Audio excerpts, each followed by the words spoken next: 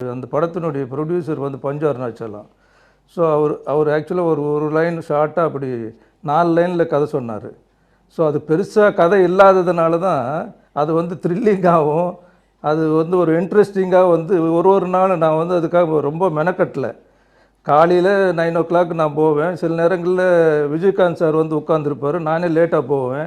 6 மணிக்கெல்லாம் பேக்கப் பண்ணிவிடுவோம். காரணம் என்னன்னு சொன்னால் அதுக்கு மேலே எங்களுக்கு சீன் கிடையாது. திரும்ப ஆஃபீஸ்க்கு வந்து சீன் ரெடி பண்ணி மறுநாள் காலையில் போய் ஷூட் பண்ணோம். அப்படி பேட்ச் பண்ணி பண்ணதில் என்னென்னா ஒரு சின்ன வேஸ்டேஜ் கூட இல்லாமல் எடிட்டர் லெனின் சார், இந்த பெஸ்ட் எடிட்டர் உங்களுக்கு தெரிஞ்சிருக்கும் லெனின், அவரே அந்த படத்தை கட் பண்ணும்போது, சார் கட் பண்ணுறதுக்காவது ஒரு 6 ஃப்ரேம் வைக்க மாட்டிங்களா, அந்தளவுக்கு டைட்டாக 12,000 ஃபுட்டேஜ்லேயே வந்து உங்களுக்கு சாங்ஸு, ஃபைட்டு, ஆக்ஷனு, கதை, அப்படி ஒரு என்டர்டெயின்மெண்ட்டோட ஒரு 100 நாள் போச்சு.